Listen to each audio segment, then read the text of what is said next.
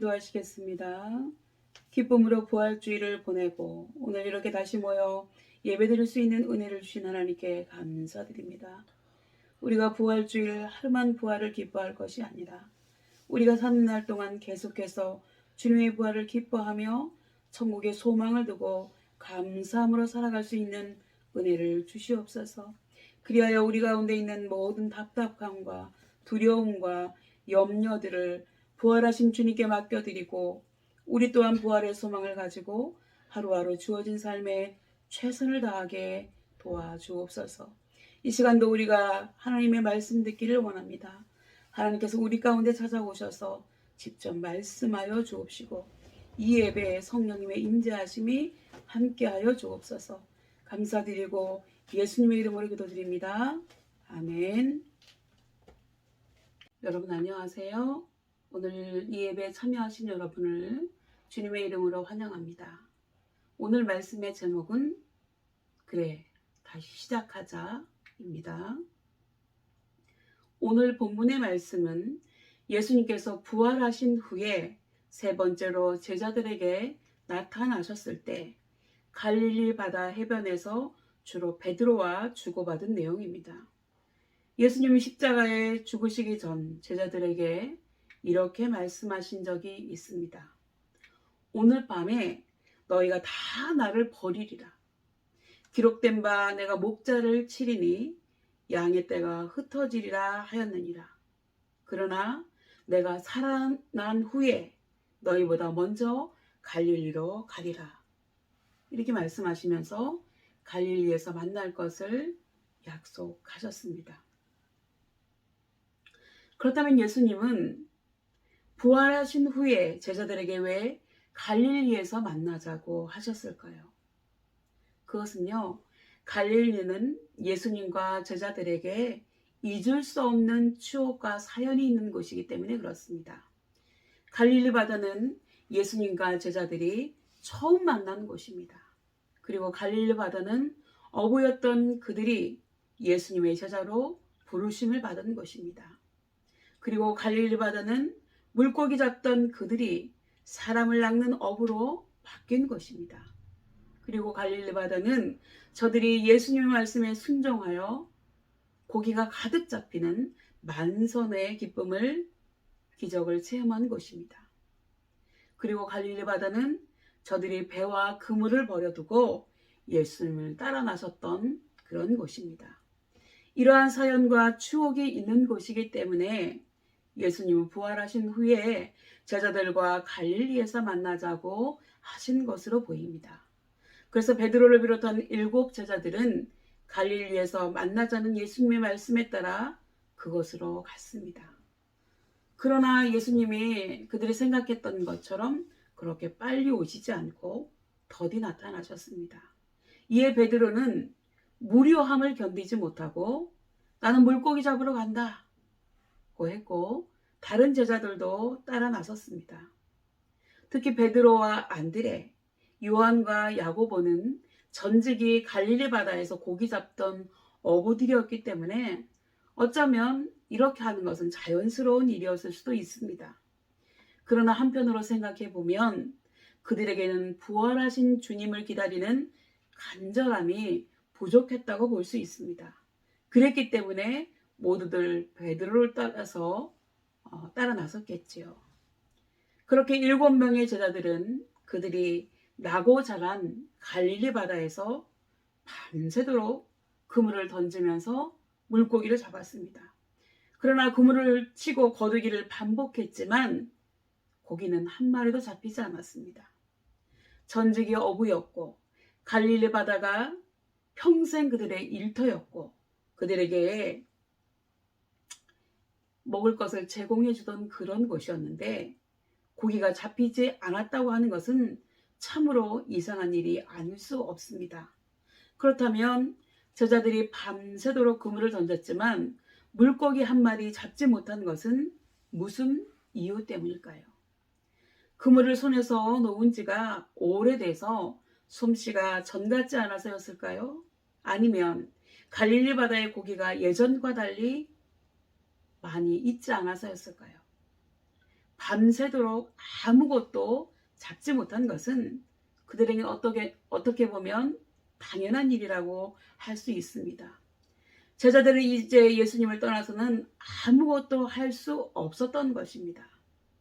예수님께서 제자들에게 나를 떠나서는 너희가 아무것도 할 수 없음이라고 말씀하신 것이 그대로 이루어진 것이지요. 제자들은 이제 이전의 직업인 업으로 되돌아갈 수 없게 되었음을 보여주는 것입니다. 이것이 곧 사명이라고 하는 것입니다. 제자들에게 주어진 사명이 그 전에 물고기 잡던 그런 것이 아니라 제자들은 이제 이전 직업으로 돌아갈 수 없고 이제는 사람을 낚는 어부가 되는 것이 저들에게 주어진 사명이었습니다. 우리도 하나님이 주신 사명을 따라 살아야 합니다. 하나님이 나에게 주신 사명을 따라 직업을 선택하고요. 사명을 따라서 내가 가야 할 길을 가야 합니다. 그렇다면 하나님이 나에게 주신 사명이 무엇인지 어떻게 알 수 있을까요? 우리 그리스도인들은 하나님이 나에게 주신 사명을 발견하기 위해 먼저 많이 기도해야 됩니다. 그리고 나의 사명을 알기 위해서 몇 가지 체크하는 방법이 있는데요. 그 방법을 제가 소개해 드리겠습니다. 우선 내가 그 일을 좋아해야 한다고 하는 것입니다. 좋아야 돼요. 내가 하는 그 일이 좋아야 됩니다. 그리고 내가 그 일을 잘 할 수 있는 것이어야 합니다. 그리고 세 번째는 그 일이 공익을 위한 가치가 있는 일이어야 합니다. 네 번째는 그 일을 한 결과 성과나 열매 등이 있어야 한다는 것입니다. 이러한 것이 있을 때, 이것은 내가 하나님께로부터 받은 사명이구나 깨닫게 된다고 하는 것입니다. 이런 몇 가지 조건이 맞으면 그 길이 내가 가야 할 길이라고 봐도 될 것입니다. 각자에게 주어진 사명을 발견하고 사명을 따라 살아가야 합니다. 예수님의 제자들의 사명은 천국 복음을 전파하는 것이었습니다.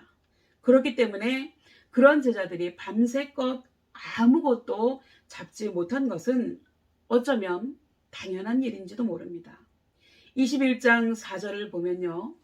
날이 새어갈 때 예수님이 바닷가에 서셨으나 제자들이 예수신 줄 알지 못했다고 했습니다. 그런데 제자들이 여기에 예수님이 바닷가에 오셨다라고 하지 않고 바닷가에 서셨다라고 기록한 것은 부활하신 예수님은 우리와 같은 육체의 몸이 아닌 부활의 몸, 부활체인 것을 표현한 것입니다. 부활의 몸이신 예수님은 돌무덤을 그대로 통과하여서 무덤 밖으로 나오셨고요. 문이 닫혀 있는 상태에서 호련히 제자들에게 나타나셨습니다. 다시 말해서 시간이나 공간의 제약을 받지 않으시는 예수님은 이번에도 호련히 나타나셔서 갈릴리 바닷가에 서 계신 것입니다. 여러분, 물 위에 설 수 있는 사람이 없잖아요. 예수님이 물 위에 서 계셨다고 하는 것입니다.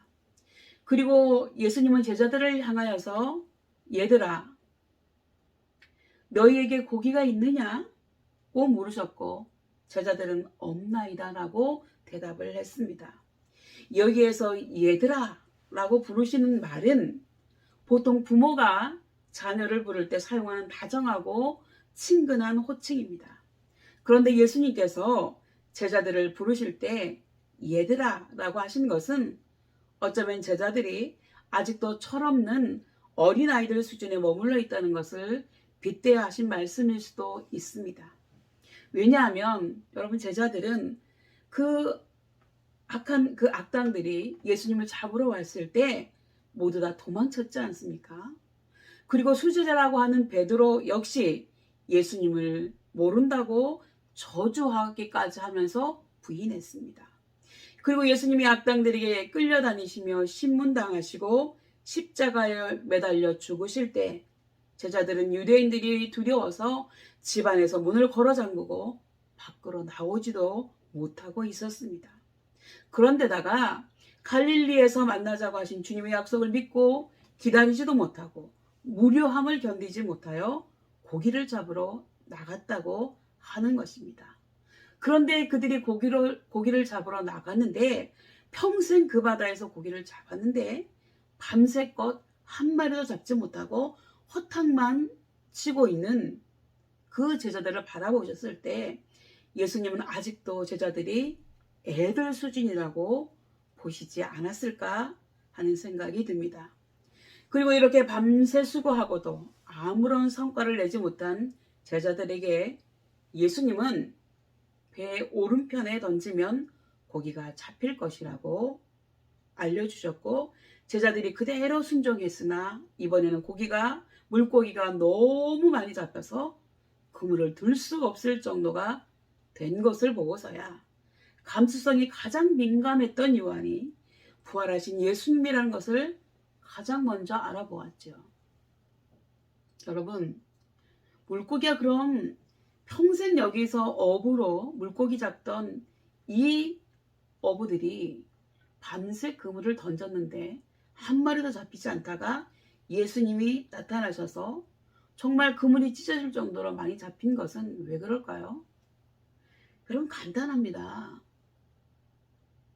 예수님이 시공간을 초월하시고 능력이 있으신 분이에요. 물고기와도 소통할 수 있죠. 여러분 한번 상상을 한번 해보세요. 제자들이 그물 던지는 곳으로 절대 안 갔던 거예요. 그리고 나서 예수님 나타나시니까 이 물고기들이 예수님의 그 신호에 따라서 나타났을 수도 있죠. 하여튼 정말 그물이 찢어질 정도로 물고기가 많이 잡혔다고 하는 것입니다. 그러니까 이렇게 하실 수 있는 분이 누구냐? 라고 생각했을 때 예수님밖에 없다고 이 예민하고 민감했던 요한이 깨달은 겁니다. 그래서 주님이라고 알아보았습니다. 그리고 주님이라는 요한의 말이 떨어지기가 무섭게 베드로는 겉옷을 걸친 후에 바다로 뛰어내렸다고 했습니다. 역시 베드로예요. 알아본 거는 먼저 요한이 알아봤는데 뛰어내리기는 베드로가 먼저 뛰어내렸어요. 요한의 영적 분별력과 베드로의 충동적 성격이 잘 드러난 장면이라고 할 수 있습니다. 여기 여러분 위젠 비르낭이라고 하는 화가가 그린 그림에서 두 손을 모으고 앞서가는 사람이 요한이에요. 여기 보이시죠? 그 앞에 가는 사람, 이 사람이 요한입니다. 요한이고 뒤에 가는 사람, 가슴에 손을 얹고 뒤에 가는 사람이 베드로입니다. 그러나 정작 예수님의 무덤을 향해서 달려갔을 때 요한이 먼저 도착을 했어요. 그러나 정작 무덤에 도착했을 때 요한은 여러 가지 생각을 하면서 들어가지 않았어요. 베드로는 아무 생각 없이 쑥 들어갔다가 나옵니다. 그 모습을 그린 거예요. 그 후에 제자들이 육지에 올라와 보니 숯불이 있는데 그 위에 생선이 놓였고 떡도 있었다고 했습니다. 제자들을 위하여 예수님이 친히 마련해 놓으신 아침 식사였습니다. 시편 78편 19절에 하나님은 광야에서도 식탁을 준비하시는 분이라고 했습니다. 여러분, 이스라엘 백성들이 광야 생활할 때 하나님께서 하늘에서 음식을 내려주셨잖아요. 그러한 하나님의 아들 예수님에게 불가능한 일이 있겠습니까, 여러분? 또한 제자들은 주님께서 주시는 떡과 생선을 받아 먹으면서도 이 주님이시라는 것을 눈치채고 있었기 때문에 당신이 누구냐? 라고 감히 묻는 사람이 없었다고 했습니다. 그렇다면 왜 제자들은 아침 식사를 마련하신 분이 주님, 예수님이시라는 걸 알면서도 아무 말도 하지 못하고 어색한 분위기 속에서 아침 식사를 했을까요? 여러분, 그 이유는 너무나 뻔한 이유입니다. 그들은 자기들의 주님이 악당들에게 잡혀가실 때 다 도망쳤던 사람들 아닙니까? 그렇기 때문에 무슨 할 말이 있겠어요. 입이 10개라도 할 말이 없고 면목이 없는 거죠.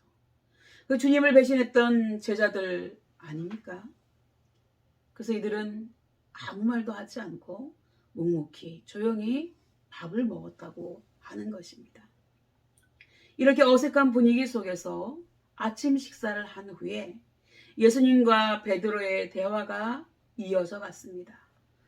주님이 먼저 물으시고 베드로가 답변하는 형식의 대화였죠.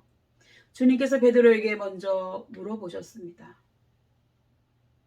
요한의 아들 시몬아, 여러분 베드로의 원래 이름은 시몬이었습니다. 그런데 예수님께서 시몬의 가능성을 보시고 반석이라고 하는 뜻의 게바 또는 베드로, 페트로스, 피토라고 하죠. 이 베드로라고 하는 별명을 붙여주신 것이죠. 그렇다면 예수님께서 계명해 주신 이후에 줄곧 베드로라고 불리던 그의 이름을 왜 다시 예전의 이름으로 부르셨을까요? 여러분 지금 베드로는요, 반석이라는 뜻의 이름을 붙여주시고 신뢰해 주셨던 예수님을 지켜드리지도 못하고 보잘것없는 여자 종 앞에서도 예수님을 심지어는 저주까지 하면서 모른다고 했던 자신의 과거 때문에 견딜 수 없는 수치심과 좌절감에 빠져 있었습니다. 그런데 이러한 베드로에게 예수님 마치 타임머신을 탄 것처럼 그와 예수님이 처음 만났을 때를 자연스럽게 떠올릴 수 있도록 시몬이라고 하는 호칭으로 부르고 계시는 것입니다. 그리고 이렇게 부르시는 이유는 이제 다시 시작하자 라고 하는 의미가 내포되어 있습니다. 그리고 나서 예수님 베드로에게 물어보십니다. 네가 나를 사랑하느냐? 여러분 이 문장에 대한 해석이 몇 가지가 있는데요. 제가 대표적인 해석들을 찾아봤습니다. 첫 번째는 내가 이 사람들이 나를 사랑하는 것보다 나를 더 사랑하느냐. 여기에서 비교급으로 물어보고 있습니다. 그리고 이와 같은 합법은 베드로가 주로 쓰던 것으로 예수님을 쫓아다니던 3년 내내 항상 주변의 것들과 베드로 자신을 비교시키면서 자신의 존재를 부각시키려는 노력을 많이 했던 것을 볼 수 있습니다. 두 번째요. 내가 이 사람들을 사랑하는 것보다 나를 더 사랑하느냐. 여러분 비슷한 질문 같죠? 근데 첫 번째 질문은 네가 나를 사랑하는 것이 다른 사람들이 나를 사랑하는 것보다 월등하게 더 사랑하느냐. 네가 나를 얼마나 사랑하느냐 라는 것이었고요. 두 번째 질문은 저 사람들과 나 둘 중에 누구를 더 사랑하느냐. 맨날 베드로가 하는 게 이런 일이었거든요. 너는 그렇게 할지라도 나는 뭐 이렇게 한다. 늘 이렇게 얘기했기 때문에 이런 식의 질문일 거다라는 해석이 있고요. 세 번째는 내가 이것들을 사랑하는 것보다 나를 더 사랑하느냐. 베드로가 예수님을 처음 믿었을 때 그는 자기가 가지고 있던 배와 그물 등의 모든 재산을 포기하였습니다. 그러나 지금 다시 그 생업의 현장에 있는 베드로에게 이것들, 이 물건들, 돈보다 하나님을 더 사랑하는지를 물어보시는 것이라는 견해입니다. 그럼 위의 세 가지 해석 중에서 우리는 가장 먼저 처음에 있는 비교급으로 질문하신 그 질문이 가장 타당하다고 보고 있습니다. 그리고 이러한 비교의식은 베드로가 하나님 앞에 헌신하는데 가장 큰 걸림돌이었습니다. 늘 그는 자기가 해야 될 일보다 남이 어떻게 하는지를 신경 쓰면서 살았던 사람입니다. 늘 옆에 있는 사람과 끊임없이 비교하였던 사람입니다. 그리고 그러한 베드로가 본문 15절에 이렇게 대답하고 있습니다. 주여 그러하이다. 내가 주를 사랑하는 줄 주께서 아시나이다. 아시잖아요. 특별하게 제가 뭘 말씀드리겠어요. 이런 의미죠. 그런데 여러분 놀라운 것은 예수님이 자기를 3번씩이나 그것도 저주하며 모른다고 부인했던 그 베드로에게 내 어린 양을 먹이라 라고 하는 말씀을 하십니다. 그리고 내가 나를 사랑하느냐라고 하는 같은 질문을 3번이나 반복해서 묻고 계십니다. 이에 대해서 학자들은 베드로가 예수님을 3번 모른다고 하였기 때문에 예수님도 3번 같은 질문을 하시고 거기에 대해서 베드로가 동일하게 내가 주님을 사랑합니다 라고 대답함으로써 면죄부를 주시기 위한 목적이었다는 해석을 하기도 합니다. 그렇다면 왜 예수님은 같은 내용의 질문을 반복해서 3번씩이나 하셨을까요? 그것은 아마도 베드로의 실수로 인한 그의 상처를 회복시켜 주시기 위함이었을 것입니다. 그리고 주님에 대한 사랑을 확인하신 후에 베드로에게 다시금 사명을 부여해 주시기 위해서 그랬을 것으로 보입니다. 여러분 예를 들면 골문 상처를 아프다고 그냥 덮고 지나가는 것보다는 아프더라도 골문 상처를 째가지고 그걸 고름을 빼낸 다음에 소독하고 싸매어주는 것이 오히려 환자를 위한 의사의 도리와도 같은 것입니다. 만일 갈릴리 해변에서 아침 식사를 하신 후에 주님께서 베드로에게 너 이놈 나 3번씩이나 부인했지 너 두고 보겠다 뭐 이런 것도 아니고 아무 말씀도 안 하시고 그냥 계시다가 떠나버리셨다면 그럼 베드로의 마음이 어땠을까요? 아마 베드로는 죽는 날까지 주님을 부인했던 것에 대한 죄책감에 시달리면서 괴로워하다가 먼저 죽었던 예수님을 팔고 괴로워하면서 죽어갔던 가룟 유다처럼 아마 자살했을지도 몰라요. 그런데 주님께서 자신을 지목하셔서 요한의 아들 시몬아 너 나 처음 만났을 때 기억나지? 이런 의미예요. 여러분 옛날에 주마등처럼 스쳐가지 않겠어요? 아 내가 그랬었는데 그래 내가 이렇게 했었지 예수님 또 나한테 이렇게 해주셨지 요한의 아들 시몬아 라고 불렀을 때 베드로는 그런 생각이 떠올랐을 거예요. 요한의 아들 시몬아 내가 나를 사랑하느냐고 3번씩이나 물으시며 확인하셨고 그렇다고 대답하는 그 베드로의 말을 그대로 믿어주시고 허물 많은 베드로에게 주님의 양들을 맡기시겠다고 하시니 그때 베드로의 심정이 어떠했겠습니까? 바위덩이처럼 무거웠던 죄의 짐이 굴러떨어지고 새털처럼 홀가분한 마음에 새로운 용기와 자신감이 생기지 않았을까요? 이와 같이 주님의 질문에 베드로는 일관되게 주님을 사랑한다고 고백했고 자기가 주님을 사랑한다는 것을 또한 주님도 알고 계시다고 답변했습니다. 주님은 그런 베드로에게 내 양을 먹이라, 내 양을 치라고 목양의 사명을 주셨습니다. 아마 이때 베드로의 눈에는 눈물이 하염없이 흘러내려서 온 얼굴이 눈물 범벅이 되었을 것입니다. 그리고 베드로에게 주어진 마지막 사명은 순교였습니다. 내가 진실로 진실로 내게 이르노니 젊어서는 내가 스스로 띠띠고 원하는 곳으로 다녔거니와 늙어서는 내 팔을 벌리리니 남이 내게 띠띠우고 원치 아니하는 곳으로 데려가리라. 여러분 팔을 벌린다고 하는 의미 이것을 그 당시 사람들은 다 알고 있었습니다. 십자가의 처형을 의미하는 것입니다. 선한 목자이신 예수님께서 양들을 위하여 목숨을 버리셨다면 그 양떼를 위탁받은 베드로 역시 자신의 생명을 바쳐야 했습니다.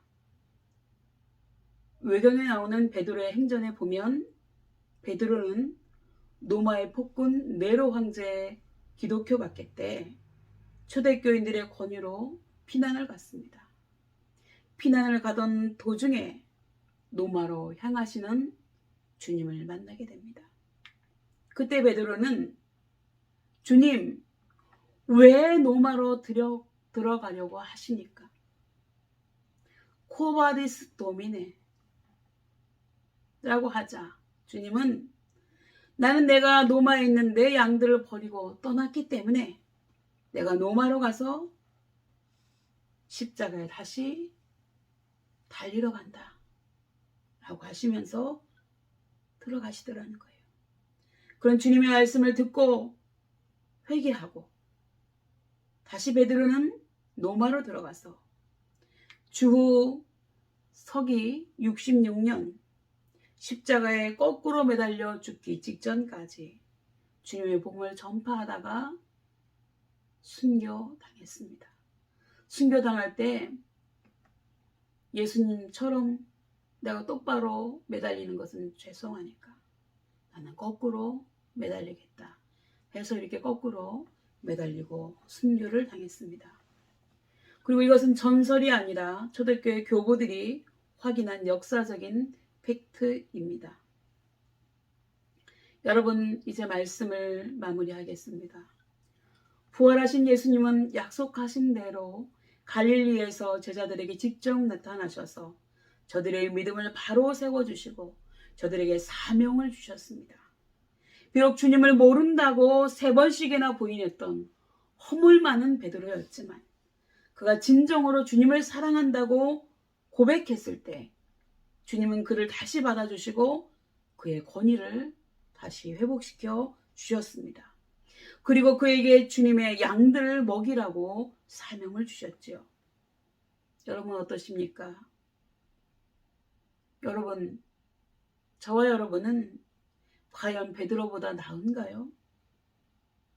그러나 하나님에게는 우리의 못난 모습은 문제가 되지 않는다고 하는 사실입니다.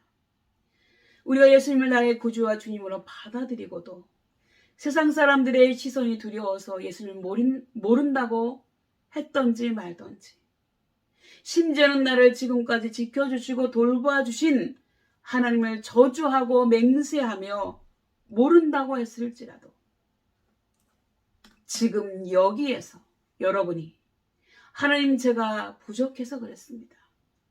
그러니 용서해 주십시오.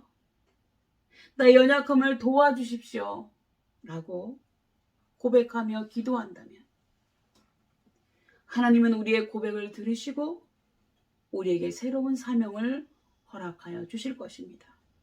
그리고 우리 한 사람 한 사람을 시몬의 이름을 베드로라고 반석이라고 바꾸어 주셨던 것처럼 우리에게 굳건한 믿음을 주실 줄 믿습니다. 그러니 여러분, 이제 다시 시작합시다. 이제 다시 내가 하나님을 처음 알고 만났을 때의 감격을 회복하십시다. 그래야 우리에게, 그래야 이 나라에, 그래야 전 세계에 희망이 있는 것입니다. 예수님이 부활해서 하늘로 올라가신 후에 제자들을 중심으로 기독교가 탄생되었지만 금세 어마어마한 박해에 맞닥뜨렸습니다. 그리고 그들은 대부분 순교하게 되었습니다. 그러나 아무 힘없이 죽어간 것 같은 그들의 희생 때문에 교회는 오히려 부흥하고 하나님의 나라는 확장되었으며 순교자의 자손 대대로 이유를 알 수 없는 복을 받는 것을 저는 엄청나게 많이 봐왔습니다. 오늘 우리도 시몬 베드로에게 비하면 한량없이 부족한 사람들이지요. 그렇지만 그래도 우리가 진심으로 주님을 사랑한다고 고백하면 그때 주님은 우리의 마음과 믿음을 보시고 주님의 일을 맡겨주시며 세상 끝날까지 우리를 사랑하시며 우리와 함께 하실 줄 믿습니다. 부활이요 생명이신 주님을 더욱더 사랑하는 은혜가 우리 모두에게 함께 하시기를 예수님의 이름으로 축복합니다. 우리 기도하겠습니다. 우리에게 부활의 기쁨과 감격을 허락하여 주신 하나님 아버지, 이 시간도 귀한 말씀을 주셔서 감사드립니다. 우리의 모든 죄를 짊어지시고 십자가에서 대속해 주신 예수님이 자연의 법칙을 거스르고 다시 부활하셔서 두려움에 떨고 있던 제자들을 만나 주셨던 것처럼 지금 여러 가지 두려움과 고통 가운데 있는 우리들을 만나 주시기를 원합니다.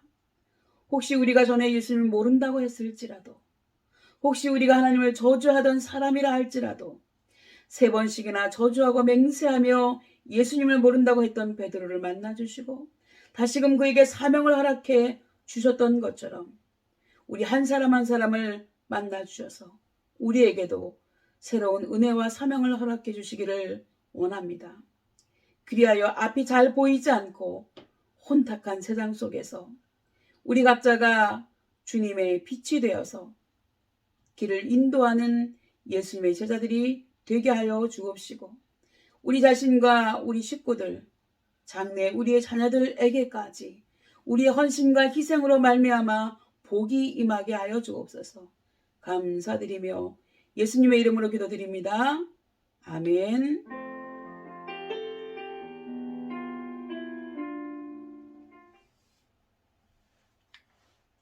예, 우리 요한의 아들 시모나 우리 오늘 들으신 말씀을 생각하시면서 같이 찬양 올려드리겠습니다.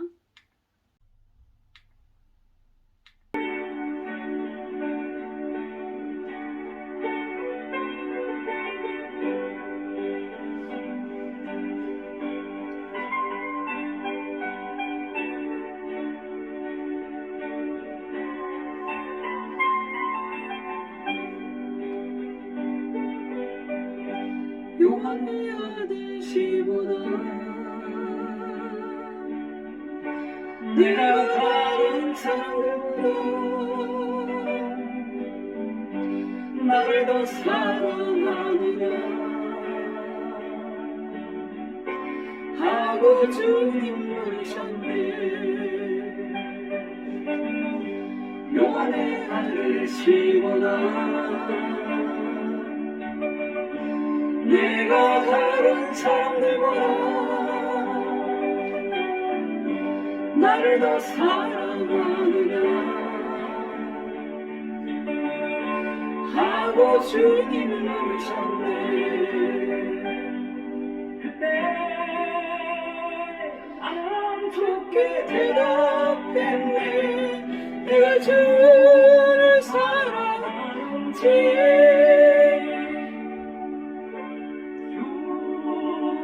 주님께서 아십니다. 주님께서 내 맘을 아시니 요한의 아들 시모나 내가 다른 사람들보다 나를 더 사랑하느냐 하고 주님이 물으셨네.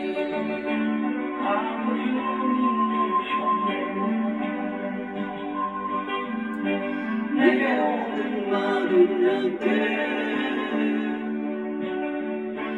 내게 맡겨둘 테니 사랑하는 내 친구여 많은 양떼를 부탁한다. 그때 나는 좋게 대답했네. 내가 주를 사랑하는지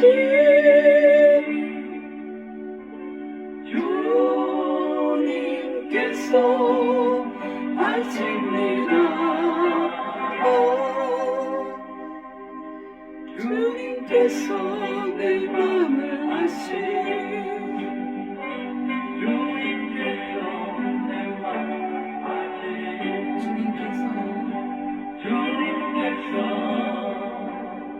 내 맘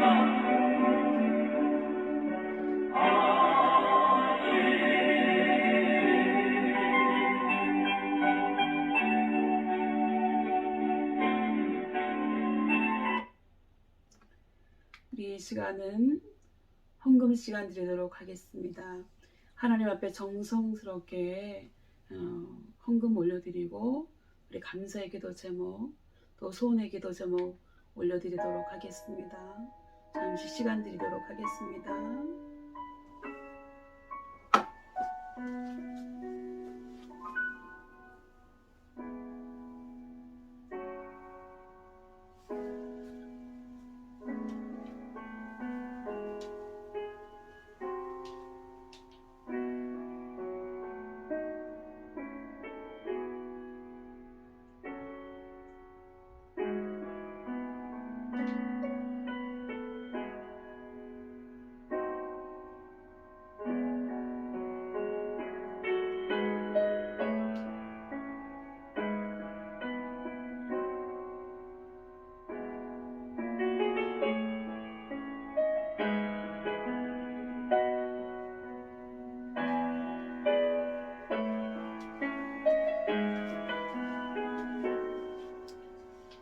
여러분 긍정들이 헌금 바구니 들고 다니실 때 기도 제목도 함께 내주셨으면 감사하겠습니다. 기도하겠습니다.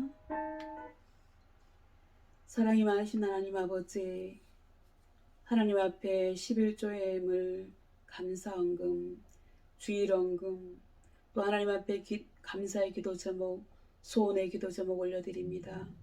하나님께서 함께 하시고 도와주셔서 이 시간 하나님 앞에 11조의 예물 드린 손길들 주님께서 기억하여 주시고, 하나님 아버지 그들의 삶을 주님께 축복하여 주셔서 하나님 10의 굴을 가지고 살아가지만 더욱더 풍성하고 하나님의 돌보심과 하나님의 지키심이 늘 함께해 주시옵소서.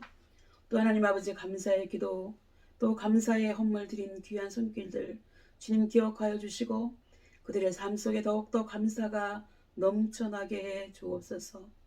또 하나님 주일 헌금 또 여러 가지 감사의 기도 제목 소원의 기도 제목 드린 손길들 주님 기억하여 주셔서 그들의 삶 속에 더욱더 감사가 넘치게 하시고 하나님 안에서 멋지게 아름답게 소원하는 것들이 이루어질 수 있는 은혜를 허락해 주시옵소서.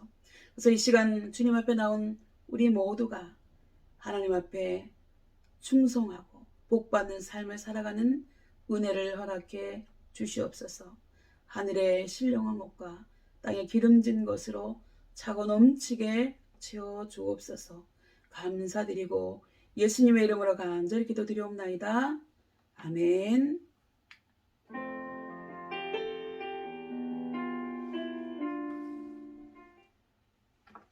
여러분 지난주에 부활절 계란 잘 나누셨는지 모르겠어요.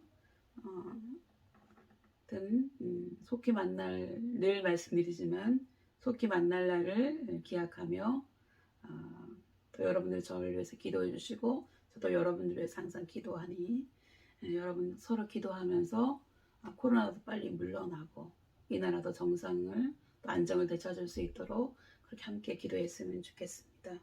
이 시간 제가 축도하고 예배는 마치도록 하겠습니다. 축도하겠습니다. 지금은 우리의 모든 죄를 짊어지시고 십자가에서 죽으셨으나 부활의 첫 열매가 되셔서 우리에게 부활의 소망을 주신 우리 주 예수 그리스도의 은혜와 외아들도 아낌없이 내어주신 하나님 아버지의 사랑과 우리가 어둡고 혼탁한 세상 가운데 주님의 빛으로 살 수 있도록 도우시는 성령님의 감화감동 충만하심이 비록 자격은 없지만 하나님을 사랑하는 마음 하나만을 가지고 이 자리에 나와서 주님의 긍휼하심을 구하는 우리 모든 신우들 머리 위에와 우리의 교회 위에 그리고 우리가 속한 대대와 간부님들 신우들 머리 위에 특히 대제사장님 머리 위에 지금부터 영원까지 함께 계시기를 간절히 축원하옵나이다. 아멘. 여러분 예배는 마쳤습니다. 다음에 뵙도록 하겠습니다. 감사합니다.